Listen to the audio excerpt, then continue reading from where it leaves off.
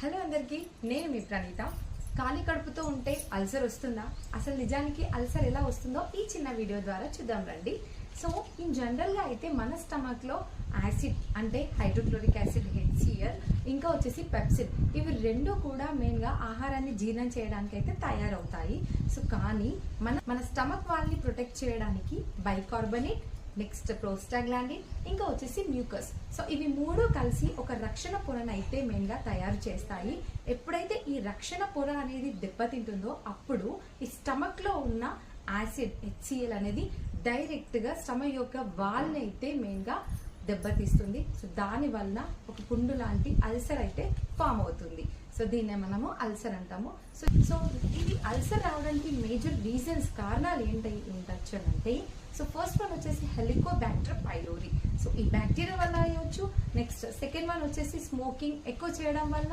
Next third one వచ్చేసి alcohol consumption ఎక్కువ తీసుకోవడం వల్ల.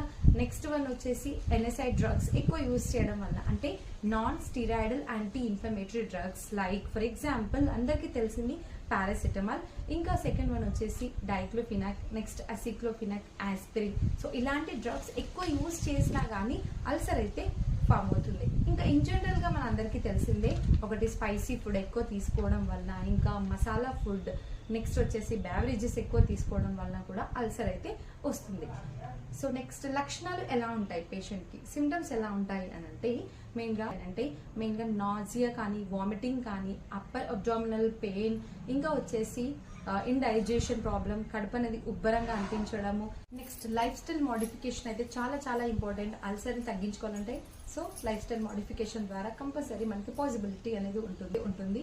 సో మెయిన్గా నేను చెప్పిన కాజెస్ అన్నీ ఉన్నాయి కదా, అవన్నింటినీ కూడా కంప్లీట్గా అవాయిడ్ చేయండి.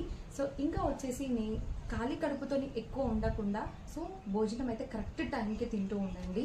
ఇంకా వచ్చేసి ఎక్కువసార్లు ఇంత ఒకేసారి తినకుండా కొంచెంగా తింటూ ఉండండి.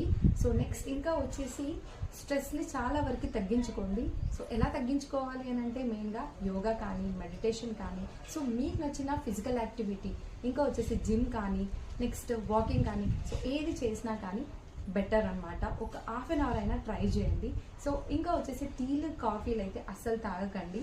డ్రగ్స్ అయితే పెయిన్ కిల్లర్స్ మెయిన్గా అవసరం ఉంటేనే ప్రిస్క్రిప్షన్ ద్వారా మెయిన్గా డాక్టర్ సలహా మేరకు మాత్రమే తీసుకోండి. అవి కంప్లీట్గా అవాయిడ్ చేయడానికి ట్రై చేయండి. So watching my video. For more videos follow my page, that is in pharma Praneetha. Thank you for